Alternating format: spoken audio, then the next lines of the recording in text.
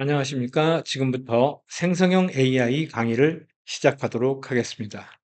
본 강의는 12강으로 구성되어 있습니다. 첫 번째 강의 1강은 특이점이 온다라는 주제로 시작합니다.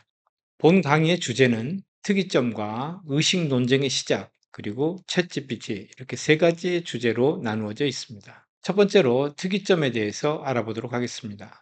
특이점이라고 하는 것은 펜로즈의 1964년 12월 중력 붕괴와 시공간 특이점이라고 하는 논문에서 최초로 사용되었습니다.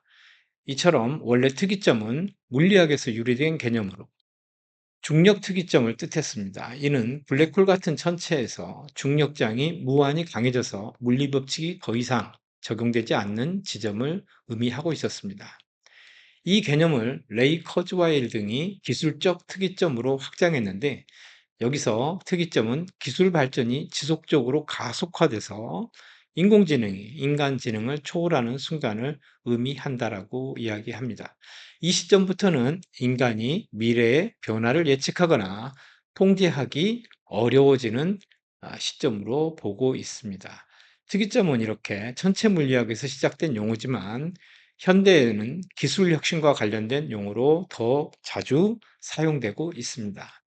여기서 나오는 레이몬드 커즈와일은 어떤 사람인가 하면 올해 76세가 되셨네요. 그리고 미국 태생이고 직업이 미래학자이면서 컴퓨터 과학자, 발명가, 공학자, 작가, 사회운동가, 경영자 이렇게 되어 있어요. 이분이 주로 여러분들이 기억하실지 모르겠지만 신디사이저 커즈와일이라고 하는 신디사이저를 최초로 개발하신 분이죠. 또 그뿐만이 아니라 TTS, 텍스트 투 스피치, 그래서 글로 써져 있는 것을 음성으로 들려주는 이러한 기계도 발명을 하셨어요. 그리고 평판 스캐너, 우리가 지금 많이 사무용으로 사용하고 있는 그러한 평판 스캐너, 또 음성 인식기, 또 OCR 기기, 문서 판독기, 이런 다양한 것들을 발명하셨죠. 그리고 이분의 지도 교수를 보니까 마빈 미nsky 교수로 되어 있어요. 우리 인공지능에서 마빈 미nsky 교수는 상당히 그 두각을 나타내고 있어요. 근데 우리 인공지능에서 나중에 한번 더 배우겠지만 기호주의와 연결주의라고 하는데, 기호주의라는 것은 한마디로 얘기하자면 뭐뭐면 뭐뭐다라고 이렇게 확정적으로 표현하는 그러한 인공지능들을 얘기합니다. 거기에 아마 대부 역할을 하신 분이 마빈 미nsky 교수인데, 이분의 제자이라는 것이 또 이렇게 눈에 띕니다. 자, 그래서 이분이 그 레이 커즈와일이 이러한 그 특이점에 대해서 얘기를 하면서 기술적 특이점은 인공지능이 인간의 지능을 초월하는 시점을 가리킨다라고 얘기하며, 커즈와일은 이 시점 이후 기술 발전이 지금까지 우리가 경험한 것보다 훨씬 빠른 속도로 이루어질 것이다라고 예측을 했습니다. 레이 커즈와일의 혁신적 유산과 미래 비전 해가지고 이렇게 나와 있는데요. 어떤 얘기인가 하면 2004년에 레이 커즈와일의 저서 특이점이 온다라는 저서에서 어떻게 얘기했냐면 2045년에 특이점이 온다라고 얘기를 했어요. 특이점이 오면 인류 지능의 총합을 뛰어넘는 하나의 인공지능이 만들어지는 시점, 그것을 특이점이라고 이야기를 했어요. 그런데 재미난 것은 작년 2023년 8월의 인터뷰에서 뭐라고 얘기하냐면 2029년에 특이점이 온다라고 이야기를 하고 있어요. 그러면서 본인이 얘기하기를 나는 굉장히 보수적으로 어, 예측했을 때 29년이라고 했는데, 일론 머스크 같은 경우는 2년 뒤에 특이점이 온다라고 하더라 이렇게 얘기를 합니다. 그러면서 본인이 45년에 특이점이 온다 한 거하고 29년에 온다 한 거하고 근본적인 것들은 달라진 게 없다. 다만 지금 우리가 컴퓨터가 나오고 나서 컴퓨팅 파워가 약 20경배 정도가 거의 뭐 상상할 수 없는 정도의 어, 아주 폭발적인 성장을 했기 때문에 기술 발전의 가속도로 인해 가지고 이렇게 이 45년에서 29년으로 당겨진 것뿐이지 특이점은 반드시 온다라고 얘기를 하고 있고요. 이 커즈와일의 미래 예측이 정확도가 약 87%라고 얘기를 합니다. 그래서 87%의 정확도로 미래를 예측을 하고 있기 때문에 아마도 29년에 특이점이 온다라고 한 것은 87%의 정확도를 갖고 있지 않을까 이렇게 생각을 하고 있습니다. 뭐 특이점이 오면은 어떤 일들이 벌어질 것인가에 대해서 미리 예측한 학자들의 아, 의견들을 들어보면 2030년대엔 나노봇이 뇌에 이식돼서 나노봇이 근본적으로 생명을 연장할 것이다. 이렇게 얘기를 하고 있고요. 또 인류는 보다 재미있어진다. 예. 아마 인공지능과 로봇한테 기본적인 생산 활동을 맡기고 인류는 좀 더 재미있는 그러한 오락거리들 또 이런 거리들을 찾지 않을까 생각됩니다. 그리고 그때가 되면 모든 것을 3D 프린터로 만들게 될 것이다. 이런 부분들은 지금도 많이 현실화되고 있죠. 이미 주택도 3D 프린터로 제작을 하고 있고, 또 달나라에도 이렇게 전초기지를 세우는데 3D 프린터를 활용할 것이라는 그런 기사들도 있는 것 같습니다. 또 인간이 AI로 부활한다라는 얘기가 나오고 있어요.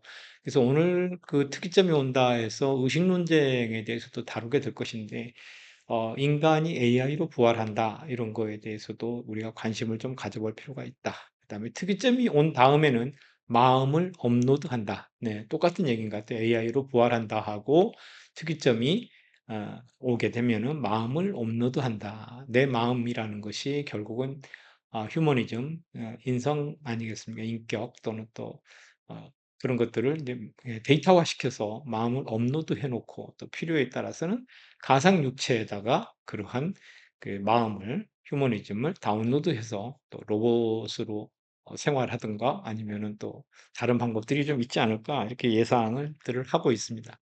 특이점이 오게 되면 경제적으로는 자동화와 AI의 급속한 발전으로 전통적인 경제 모델의 변화가 예상된다.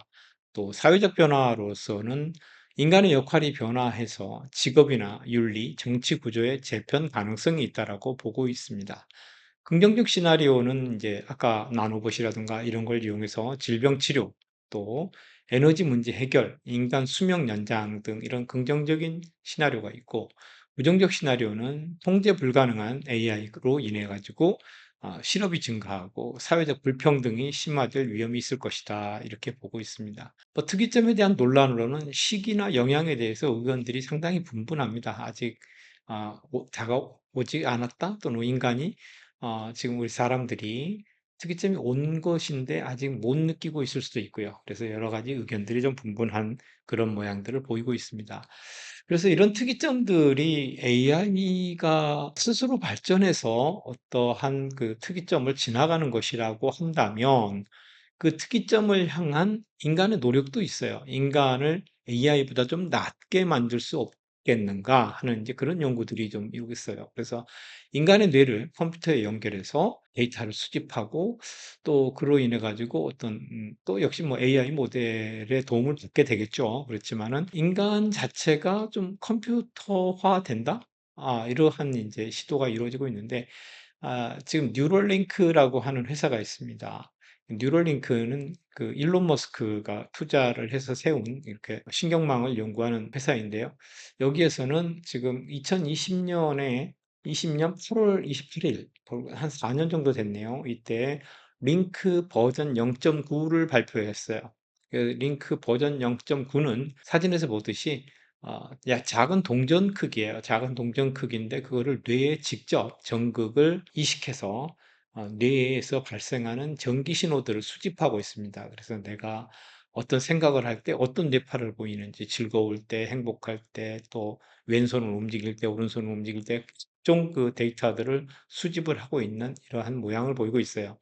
이런 장치들이 뇌 표면에다가 이 전극을 이렇게 붙여 가지고 또 뇌파 검사하는 데도 지금 현재 의학계에서 쓰고 있는데 그것은 채널 수가 최고 한 256개 정도 된다고 해요. 그런데 지금 이렇게 이 동전만한 크기인데 약 1024개의 채널을 갖고 있어서 훨씬 더 빠른 속도로 정확하게 데이터를 증폭해서 받아들이고 있고 특히 오른쪽 위쪽의 사진에 보면은 좀 더 쉽고 더 아프지 않게끔 이렇게 수술을 할 수 있는 로봇까지도 개발을 해서 인간 두뇌에다가 실제로 이렇게 삽입을 해서 데이터를 수집하고 있다. 그래서 궁극적으로는 뇌 속에 스마트폰을 하나 구현하려고 하는 그런 시도들을 지금 하고 있습니다. 또 반면에 또 기술적 특이점에 대해서 긍정적인 견해를 갖고 있는 오픈 AI에서는 다른 방향으로 또 연구를 하고 있다고 그래요. AI가 발전해서 AGI가 되어가는 과정에 대해서 이렇게 연구들을 하고 있고, 최근에 생성형 AI에 관해서 효시가 된 것, 오픈 AI 챗GPT잖아요.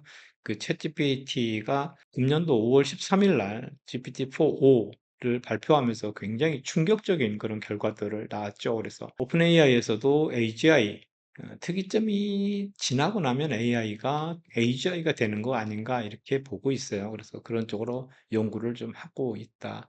이렇게 이해하시면 될 것 같습니다.